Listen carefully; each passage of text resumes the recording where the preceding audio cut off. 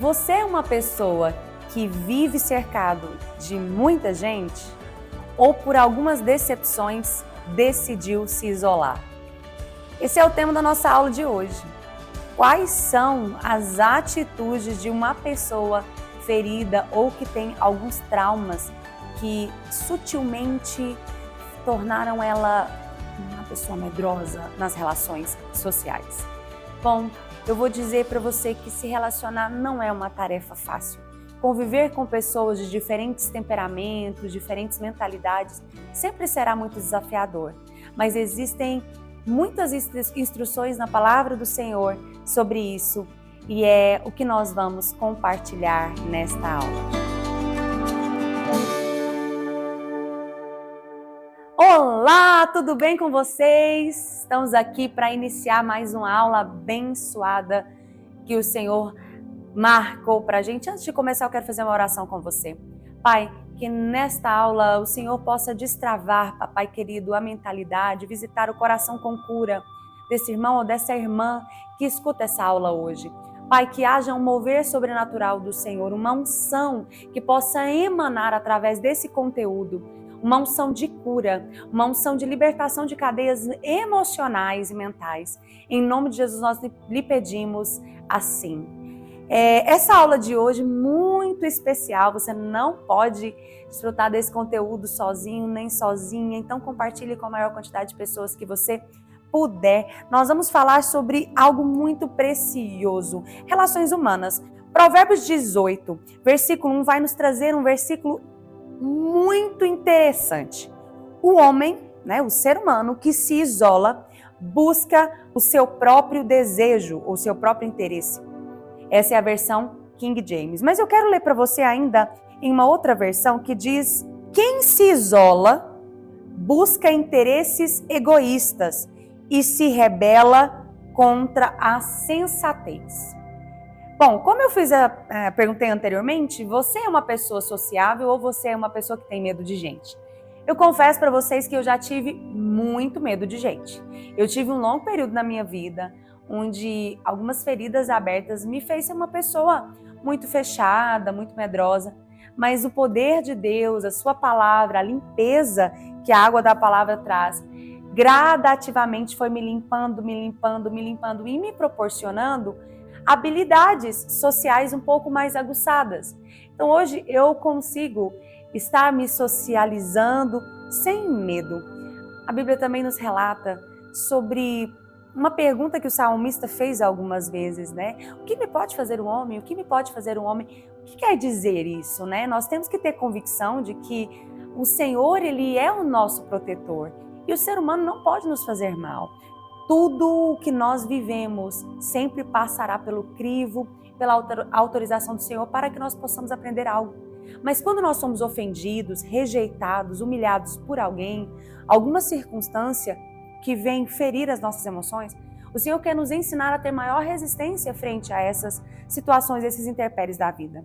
Isolamento não é sinal de saúde emocional. Vivermos em sociedade, vivermos de uma maneira abundante em comunhão, é a vontade perfeita de Deus. Mas eu quero falar com você sobre alguns pontos, alguns fatores, algumas problemáticas que podem surgir na nossa vida e que pode nos tornar uma pessoa isolada que tem medo de gente. Primeiro, se você tem traumas de infância não tratados, talvez um abuso, uma violência sexual sofrida, um abandono paterno ou materno, existem situações na infância que podem fazer com que um espírito de rejeição, um grande medo do abandono possa nascer. E quando esse espírito de rejeição ou esse medo do abandono se estabelece nas nossas emoções, nós vamos ser pessoas que vamos viver na defensiva. A gente levanta um monte de muro porque nós não queremos viver aquela experiência traumática novamente. Então a pessoa até consegue parcialmente se relacionar, mas ela tem um muro porque ela está defendendo um coração que já está doente, que já está muito ferido. Primeira pergunta: você é uma pessoa que levanta muros? Você é uma pessoa que sempre fica ali analisando todas as pessoas e circunstâncias para perceber se pode ou não confiar, se pode ou não se entregar? porque você tem medo de viver uma experiência traumática de novo? Talvez você é uma pessoa que está me assistindo e já se frustrou com vários relacionamentos amorosos. Talvez você até desistiu. Não vou namorar nunca mais, chega. Tem o dedo podre, já ouviu essa expressão? Muitas pessoas falam isso. Não é sobre ter um dedo podre. É sobre, às vezes, as suas escolhas estarem muito ligadas aos seus traumas. E você está repetindo uma história sem perceber. Ou, às vezes, você está cumprindo um ciclo de autossabotagem. Então, é necessário você buscar a cura das suas emoções para que você possa se relacionar melhor com as pessoas. Diane, mas me conta uma coisa. Dentro da psicologia, como é que é esse negócio de cura emocional? Gente, essa cura, ela tem um caminho único para cada pessoa. Sabe, eu vejo que Deus ele é tão misericordioso que às vezes um processo de cura de uma pessoa que é de uma determinada maneira, para outra pessoa vai ser diferente. Talvez existem pessoas que têm que falar mais das suas dores para serem curadas. Outras, 2 vezes que elas contam a sua história, elas conseguem entender, elaborar e elas já conseguem ressignificar todos os seus processos traumáticos. Mas para outras pessoas não. E se você é essa pessoa que precisa de um pouco mais de tempo, de um pouco mais de acolhimento, Deus te entende. Ele te ama, Ele não te despreza porque você precisa de um pouco mais de paciência com o seu próprio processo e da paciência das pessoas que te cercam nesse processo. Deus tem toda a paciência do mundo, Ele criou o tempo, Ele está na eternidade, Ele não está com pressa, mas Ele quer logo te aliviar desse sofrimento. Então, Ele tem paciência com você, mas como a dor às vezes que você carrega é muito grande, Ele quer acelerar os seus processos para que você pare de sentir essa dor emocional, entende? Então, as pessoas que talvez estão à sua volta, que talvez tentam te ajudar, não é que elas estão com pressa para que você mude logo o seu discurso. Não é necessariamente isso, é porque elas não querem te ver sofrer. Então, eu quero falar sobre isso. O primeiro ponto que eu quero dizer é que quando nós nos isolamos, nós estamos dando um sinal vermelho de que não estamos bem. Todo sinal de isolamento é um sinal de alerta. Primeiro, porque é um dos principais sintomas de quem está com um quadro depressivo, sabia? A depressão, ela vai produzir um isolamento. A depressão vai fazer com que a pessoa possa adquirir fobia social, não quero ficar com as pessoas, ai que preguiça dessa festa, vai na festa e morre de agonia, quer voltar embora, não gosta mais de ir no shopping, não quer ir mais para a igreja. Isso são sintomas muito comuns de encontrar em pessoas que desfrutam, que estão passando por um quadro depressivo. Mas, além de qualquer questão relacionada à depressão, o isolamento, ele é sim um sintoma de alguém que não está bem emocionalmente. Quando nós estamos bem, nós conseguimos nos relacionar com as pessoas e com as mais diferentes pessoas. As pessoas agradáveis, as pessoas desagradáveis, as pessoas críticas e as pessoas que nos elogiam, as pessoas que lá no passado nos fizeram muito bem, mas também aquelas pessoas que nos causaram traumas, porque quando nós recebemos a cura da parte de Deus, quando as nossas emoções estão curadas, nós realmente conseguimos sentar em qualquer mesa em padrões de igualdade, olhando no olho de todo mundo, sem nenhuma máscara e sem nenhum rancor ou ofensa no coração. Mas eu quero te falar algo sobre a importância de não andar isolado, principalmente quando a gente fala de ministério e de uma vida abundante com Deus. Eu não sei se você já parou para pensar sobre as inúmeras histórias bíblicas onde Deus levanta uma pessoa que vai ser um grande líder, mas que claramente aquele líder não conseguiria cumprir o seu chamado e o seu ministério sozinho. Ele precisava de outras pessoas ao seu redor. Ele precisava de uma esposa, precisava de companheiros de ministério, no caso das mulheres, precisava de um marido. E Deus tem prazer de ver o seu povo interagindo entre si. Não é tempo de caminharmos isolados. O isolamento, ele vai contra toda e qualquer sabedoria. O isolamento, ele vai contra todo e qualquer bom senso. Eu quero que você guarde isso no seu coração. Nós precisamos das pessoas. Diane, mas eu sou traumatizada. Não, no meu caminho, só gente invejosa, só gente ruim. Não, se eu der o espaço um pouquinho, a pessoa vai me trair, vai querer roubar o que é meu. Sabe, eu já tive essa mentalidade, já caminhei muito tempo pensando mais no lado ruim das pessoas do que no lado bom. Mas o Senhor começou a abrir os meus olhos. O dia que você permitir que o seu coração seja limpo e você libere tudo que você tem que liberar a respeito das pessoas que tiverem te feito mal, você vai perceber a quantidade de pessoas maravilhosas que estão ao seu redor. Você vai enxergar as pessoas extraordinárias que Deus já colocou e ainda vai colocar no seu caminho para te abençoar. Como eu sou abençoada? Eu sou muito grata a Deus por todas as pessoas que Ele colocou à minha volta. Deus tem colocado pessoas muito maravilhosas na minha vida, na minha igreja, na minha família, sabe? E nós temos que ser gratos ao Senhor. Eu estou fazendo esse vídeo para você hoje e não estou sozinha. Preciso de ajuda, porque nós não sabemos tudo. Sempre existirão pessoas especialistas em áreas e muito boas em áreas que você não é. Sempre existirão pessoas que vão entender de assuntos que você não entende. E esse conhecimento compartilhado faz com que algo muito belo e poderoso nasça. Eu quero falar para você sobre um homem que não pôde viver a potência do seu ministério sozinho. Jamais chegaria onde chegou sem as pessoas que estiveram perto dele. Um grande missionário que quase que sozinho Deus entregou a responsabilidade de evangelizar toda a Ásia Menor, que é aquela região da Turquia hoje. Paulo, famoso Paulo, aquele homem que foi chamado ainda enquanto, um perseguidor da igreja, caiu do cavalo, foi visitado por uma grande luz e a voz de Cristo bradou sobre ele um chamado. O Senhor chamou Paulo e ele ficou cego por 3 dias. E o primeiro ponto que eu quero te dizer é que a companhia que Paulo tinha no momento em que Jesus visitou ele não era uma das melhores companhias.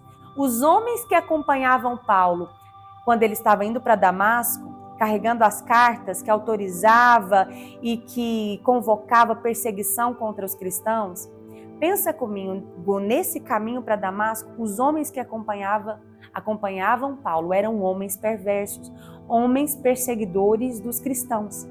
Só que mesmo caminhando com pessoas ruins, Deus não anulou o chamado dele. Mesmo ele estando indo em uma comitiva fazer o mal aos cristãos, Deus não olhou do céu e falou assim, não vamos chamar esse não. Ele está andando com os perseguidores, não, vamos procurar um melhorzinho, de um melhor caráter. Não. Quando Deus nos escolhe, Ele nos escolhe além dos nossos defeitos, além das nossas mazelas, mesmo que a nossa mentalidade esteja totalmente distorcida, mesmo que você esteja pensando tudo errado sobre Deus, sobre a vida, mesmo que você seja uma pessoa que hoje se relaciona com pessoas que não conhecem a Deus, talvez o seu ciclo de amizade, as pessoas que te rodeiam sejam pessoas ímpias, que estão, assim como Paulo, te levando para um mau caminho, te levando para um caminho que desagrada ao Senhor. Mesmo assim, o Senhor te escolheu e Ele quer fazer com que se cumpra na sua vida tudo o que Ele te prometeu e todo o propósito que Ele tem sobre a sua vida. É interessante pensar, porque antes ele estava rodeado dessas pessoas. Mas quando ele ficou cego, sabe que eu imagino, não vejo relato bíblico de nenhum desses homens ir lá ver se ele estava bem? Paulo ficou cego e a Bíblia fala que Deus levantou um homem para orar por ele, Ananias. Ananias nos ensina sobre o poder de termos alguém que vai orar por nós e nos abraçar e nos acolher quando estamos cegos. Muitas vezes nós estamos cegos. Gente, quantas vezes a gente vai estar cego? Antes estávamos cegos porque não conhecíamos Jesus. Depois viemos para Cristo e gradativamente a luz ainda não foi completa, porque em Provérbios 4,18 a Bíblia nos diz que a vereda do justo é como a luz da aurora, brilhando cada dia mais e mais até ser um dia perfeito. Nós não somos iluminados de maneira completa do dia para a noite. Nós não vamos receber a vida de Deus por completo do dia para a noite. É uma caminhada onde cada dia eu aprendo sobre Deus e cada dia eu tenho a luz de Deus aumentada, crescendo em mim, me iluminando cada dia mais. Então Paulo tem uma visão, escuta a voz de Cristo, Cristo chama ele, mas ele continua no escuro, ele continua cego, porque ele ainda não conhecia nada sobre o verdadeiro evangelho de Cristo. E a Bíblia fala que Ananias é esse homem que ora para converter, no nome de Jesus, a cegueira para a luz, das trevas para a luz. ele não ficou cego para sempre. Ele ficou 3 dias cego e depois o Senhor mandou Ananias para que ele pudesse ver. Qual que é o nível de cegueira que talvez você carrega hoje? É a cegueira que o orgulho está pondo em você? Você está cego é de orgulho? Ou você está cego por causa de algum segredo que você está escondendo de alguém? Você cometeu algum pecado e isso deixou você tão cego, que você ainda não caiu a ficha da gravidade do que você fez e o Senhor está te chamando de volta ao arrependimento. Talvez a cegueira que hoje você tem é porque você está trilhando caminhos que está desagradando ao Senhor. Talvez a cegueira é porque você ainda não conhece plenamente a palavra de Deus e você não entendeu o propósito de Deus na sua vida. Mas hoje eu quero ser um Ananias na sua vida e eu oro neste momento, Senhor, visite a cegueira espiritual, emocional. Senhor, que não haja nenhum nível de cegueira na vida de todos aqueles que estão escutando essa mensagem agora pelo poder que há no nome de Jesus. Mas não foi só Ananias fundamental para a vida de Paulo. Nesse primeiro momento do ministério de Paulo, Deus levantou um segundo homem. E o nome dele é Barnabé. A Bíblia nos relata que Barnabé significa filho da consolação. Eu quero profetizar na sua vida. Você que já foi magoado, já foi decepcionado por amigos, por pessoas, sempre haverá um filho da consolação levantado pelo Senhor. Pessoas ferem, mas são pessoas que curam. Pessoas são usadas pelo inimigo, mas também Deus tem tanto prazer de usar pessoas extraordinárias para nos abençoar. Deus vai levantar filhos da consolação para você olhar e ver, Jesus realmente existe, Jesus realmente me ama.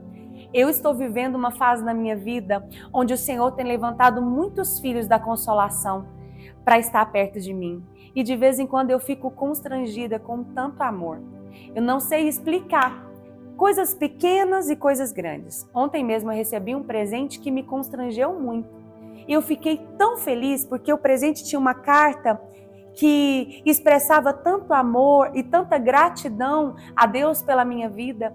E eu considero às vezes o que eu faço tão pequeno e talvez ainda tão sem significado na proporção daquilo que o Senhor quer que nós façamos, mas eu não tenho retido a palavra do Senhor e todas as oportunidades que o Senhor me dá, eu tenho falado sobre o amor de Deus, mas aquele presente foi um marco na minha vida, porque é como se alguém estivesse me dizendo, continua, você é uma filha da consolação, continue consolando e encorajando as pessoas, porque vidas estão sendo transformadas. Então o Senhor vai levantar filhos da consolação. Não são só pessoas ruins, mas o Senhor tem pessoas como Barnabé. Barnabé foi aquele homem que Deus levantou para apresentar Paulo aos apóstolos e dizer, olha, esse homem foi chamado por Deus, ele tem um grande ministério e através dessa apresentação, o ministério de Paulo vai ganhar um novo nível, uma nova proporção, uma nova visibilidade. E eu profetizo que esse tempo também vai chegar na sua vida. Um tempo onde o Senhor vai levantar pessoas como Barnabé, que vão abrir portas para você, que vão te apresentar a pessoas, que vão te dar oportunidades nunca antes tidas, que você nunca imaginou ter. Eu profetizo na sua vida pessoas muito especiais. Sabe, se o seu coração ficar preso a experiências ruins e a uma pessoa ou duas que te criticaram ou te traíram, você vai perder a oportunidade de se envolver, ter amizades e estar perto de pessoas que vão te abençoar grandemente. Que essa palavra possa falar profundamente ao seu coração. Fiquem com Deus e até a nossa próxima aula.